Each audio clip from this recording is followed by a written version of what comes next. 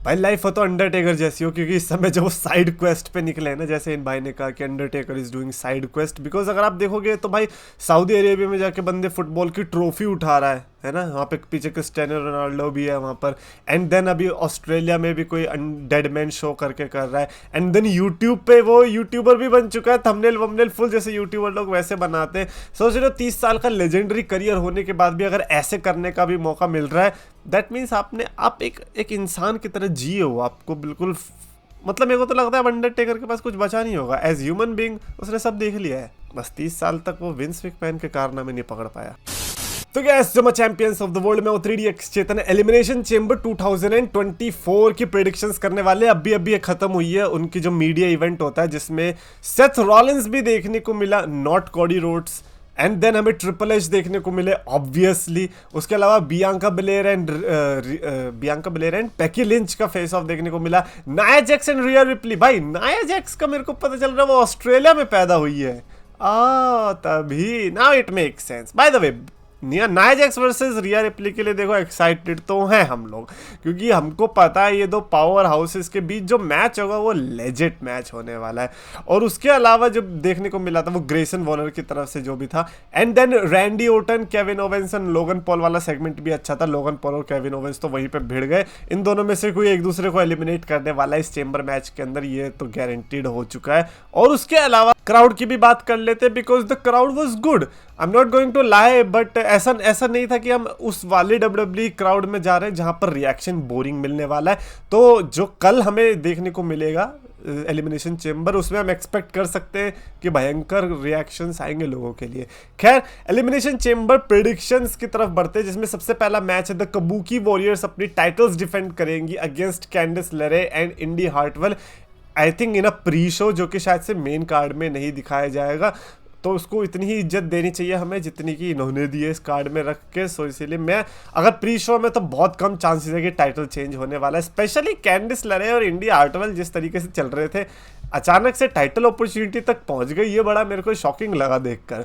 खैर kabuki warriors मेरे लिए यहाँ पर प्रेडिक्शंस रहने वाली है। ओह मेरा शक सही था, मैंने ये प्रेडिक्शन करने के बाद गूगल पे गया, मेरे को लगा था कि कुछ गड़बड़ है, तो मैंने देखा तो इंडी हार्टवेल जो है ऑस्ट्रेलिया की है।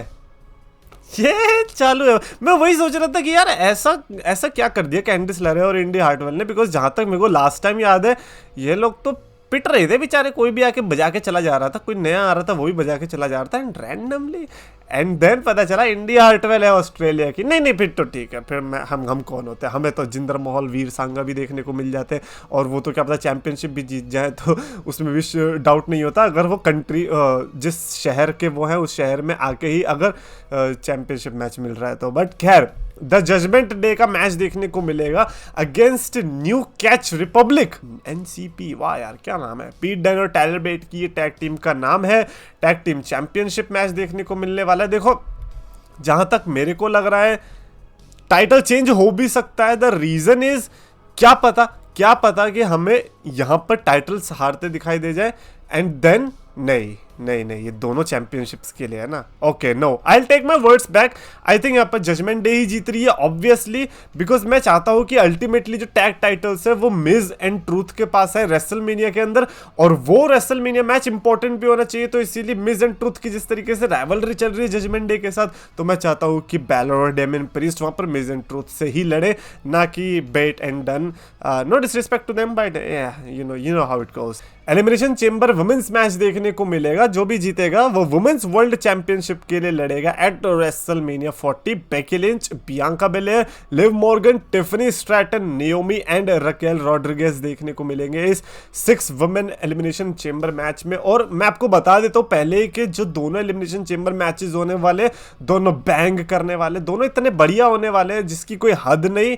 स्पेशली कंसिडरिंग कि इस मैच के अंदर आप टैलेंट देखो भाई। टिफनी स्ट्रैटन जो आप कह रहे हो कि यार ये तो नई लड़की है, आप देखना ये आपको इतना सरप्राइज कर देगी, आपको पता भी नहीं चलेगा। आपको याद होगा टिफनी स्ट्रैटन और बेकी लिंच का मैच देखने को मिला था, that was a killer match. That was absolutely one of the best NXT matches जो कि हमने देखा होगा।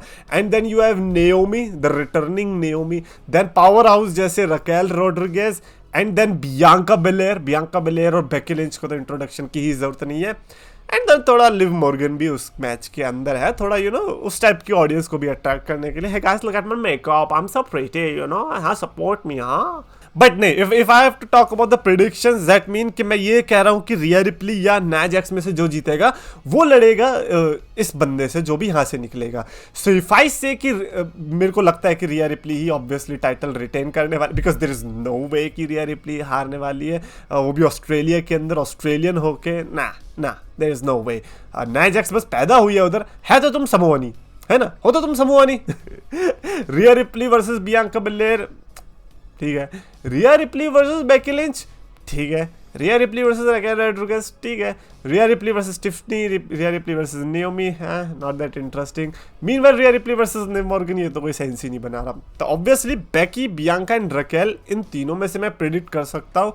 एंड आई थिंक जिस तरीके से मैंने मीडिया इवेंट में बेकी लिंच और बियांका को देखा, I have to go with one of those two. और मेरे को लगता है कि अगर ये लोग Rhea Ripley versus Becky Lynch versus Bianca के साथ जाते ट्रिपल थ्रेट में, तो शायद ज़्यादा बेटर ऑप्शन होता इंस्टेड ऑफ कि यार एक ही बंदा यहाँ से जाने वाला है। But if I have to choose one, I think Becky Lynch ठीक है यार। बेकी लिंच को एक वो वाली स्टोरी लाइन में भी देखना है दोबारा से 2019 की तरह, जैसे उस टाइम पे हुआ था, क्योंकि 2022 वाला आपको याद होगा वो पूरा बैड बेकी लिंच थी, मतलब इविल बेकी लिंच थी। तो हमें गुड बेकी लिंच वाला कैरेक्टर भी देखना है, द मैन का टाइटल जीतते हुए। तो इसीलिए Becky versus Rhea Ripley, so that is why Becky Lynch is my prediction. Next up Rhea Ripley versus Nia Jax. मैंने तो उस पर पहले ही बोल दिया कि इसमें तो कोई चांस ही नहीं है कि कोई नाया जैक्स को पिक करने वाला है। नाया जैक्स को खुद को नहीं लग रहा होगा, मीडिया इवेंट देख के तो उसे पता चल ही गया होगा क्या रिएक्शन आने वाला है रिया रिप्ली के लिए। बट खैर, रिएक्शन से नहीं जीतते, मैं रिया रिप्ली को वैसे ही कह रहा हूँ, मैं रिया रिप्ली वैसे ही हरा देगी नाया जैक्स को। And then finally Drew McIntyre, Randy Orton, Bobby Lashley, LA Knight, Kevin Owens and Logan Paul के बीच 6 मैन एलिमिनेशन चेंबर मैच देखने को मिलेगा। जो भी जीतेगा वो यहाँ से वर्ल्ड हेवीवेट चैंपियनशिप के लिए लड़ेगा। It is so funny because अगर आप देखोगे, Randy Orton, Bobby Lashley, LA Knight, Kevin Owens and Logan Paul, 6 में से ये 5 बंदे जो हैं स्मैकडाउन के हैं, और ये लड़ने वाले रॉ की वर्ल्ड हेवीवेट चैंपियनशिप के लिए। डब्ल्यूडब्ल्यू जो ड्राफ्ट होता है ना, उनको तो ये गड्ढा खोद के उसमें डाल देते हैं, वो फिर भूल जाते हैं कि ऐसी भी कोई चीज थी। बचता कौन है रॉ का इकलौता? Drew McIntyre, which is my prediction.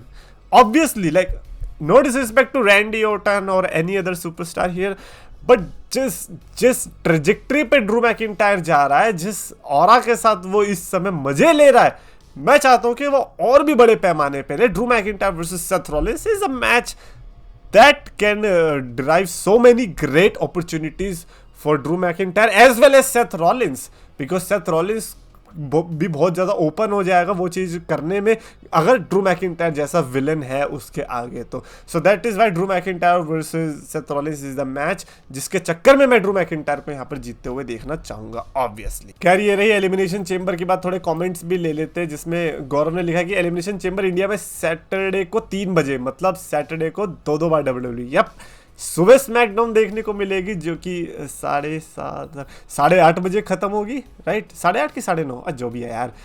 और फिर हमें 3 बजे एलिमिनेशन चेंबर देखने को मिलेगी। It is going to be interesting day tomorrow भाई साहब। मैं सही में कह रहा हूँ कि भले मैच कार्ड छोटा सा, आप देखो मेन कार्ड के अंदर सिर्फ 4 ही मैचेस हैं, एंड देन आपका वो Seth Rollins and Cody Rhodes वाला सेगमेंट है विद ग्रेसन वॉलर, तो उसके अलावा ऐसा कुछ है नहीं। तो ऐसे में ये लोग कितना ज़्यादा अपना टाइम देने वाले चेंबर मैचेस के लिए, वो आप यहाँ से पता लगा सकते हो। And that is why I am really hyped for this. और सबसे अच्छी बात होती है ना ऐसे शोज़ के लिए, आप पहले से हाइप्ड मत रहो, आप बिल्कुल एक दिन पहले आके हाइप हो, तो ज़्यादा मज़ा आता है। Anyways, that's it for this video. Definitely comments में आप लिख के बताना अपनी हाइप फॉर एलिमिनेशन चेंबर, और अगर आपको वीडियो पसंद है तो प्लीज लाइक करो, शेयर करो, चैनल सब्सक्राइब करो।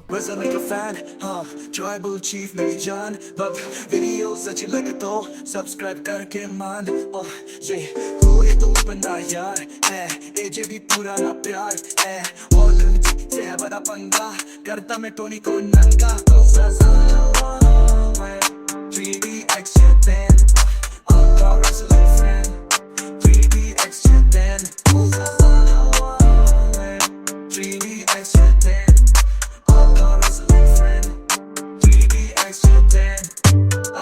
wrestling friend, 3D extra 10.